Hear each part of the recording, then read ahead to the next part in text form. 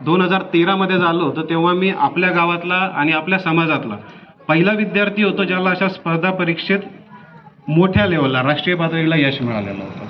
अशा समाजात आणि अशा गावात जेव्हा आपण राहतो, आपल्याकडे बघायला, मोटिवेशन घ्यायला खूप सारे उदाहरणं नाही आहेत. आपल्याला आतूनच मोटिवेशन निर्माण करावं लागतं, जे आपण स्क्रीनवरती बघतो, टी व्हीत बघतो, ऐकतो, न्यूजपेपरमध्ये वाचतो, त्याच्यातनं आपल्याला प्रेरणा घेऊन पुढे काम करायचं असतं.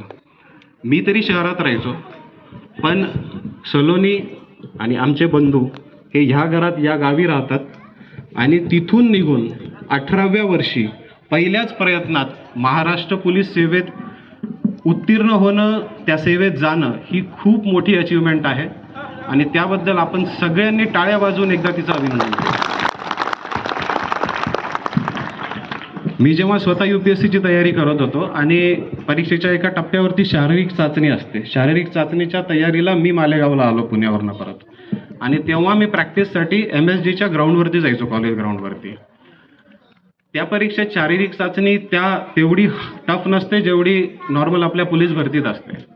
त्यामुळे मी स्वतःच प्रॅक्टिस करायचो. कुठली अकॅडमी, कुठलं गायडन्स वगैरे याची फारशी काय तेव्हा गरज वाटली नाही. पण मी जेव्हा ग्राउंडवरती जायचो, तिथे मालेगावात जी भरतीची तयारी करतात, पोलीस भरतीची, ते सगळे मुलं तिथं प्रॅक्टिस करत असायचे. जेव्हा मी गेलो तेव्हा त्या मुलांकडनं मी शिकलो की शारीरिक चाचणी जरी सोपी होती तरी त्याच्यात काही टेक्निक्स असतात. तुम्हाला गोळा फेकायचा आहे तर असं नाही तो दगडासारखा नाही फेकतायत, त्याला फेकण्याचं एक टेक्निक आहे. हे थोडं वाचून इकडे तिकडे बघून कळतं, पण जेव्हा आपल्याला प्रॅक्टिकली हेल्प मिळते कोणाची तरी, तेव्हा आपण ते व्यवस्थितरित्या पार करू शकतो. त्यावेळेस मी बघितलेलं आहे. माझा पोलीस भरतीचा स्वतःचा फारसा अनुभव नाही किंवा असे खूप मित्र पण नाही आहेत ज्यांनी तयारी केली आणि मी त्यांना जवळून बघितलं, पण माझा तो एक महिना दीड महिन्याचा अनुभव होता जेव्हा मी बघितलं की पोरं खूप मेहनत करतात आणि जे मुलं तेव्हा मेहनत करत होते त्यांना मी 2 वर्षानंतरही भेटायचो तर तेव्हाही परत प्रयत्न करत होते.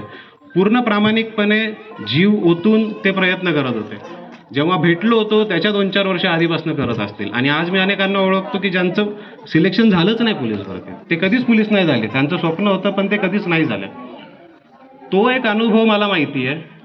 आणि आज जेव्हा रिझल्ट आला तेव्हा मी दिल्लीत होतो आणि मी सकाळी जेव्हा फोनवरती नोटिफिकेशन बघितलं की सलोनीचं सिलेक्शन झालं, मला आत्ता रिसेंटली कळालं होतं की सलोनी तयारी करते आणि एवढ्या लवकर सिलेक्शन फायनल झालं हे बघून मला खूप आनंद वाटला. त्याची जो त्या क्षेत्रातला नाही आहे त्याला याची जाणीव नाही की ते काम किती अवघड आहे.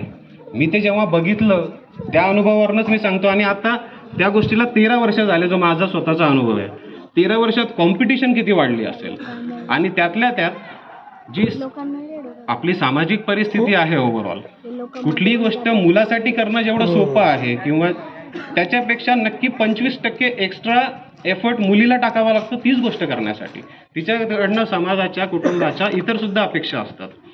ह्या सगळ्या गोष्टींचा विचार करता जे यश मिळवलेलं आहे सलोनीने, ते स्तुत्य आहे. आणि आपण सगळ्यांनी, स्पेशली गावातली जे तरुण आहेत, लहान मुलं आहेत, यांनी याच्यातनं नक्की प्रेरणा घेतली पाहिजे. यापुढे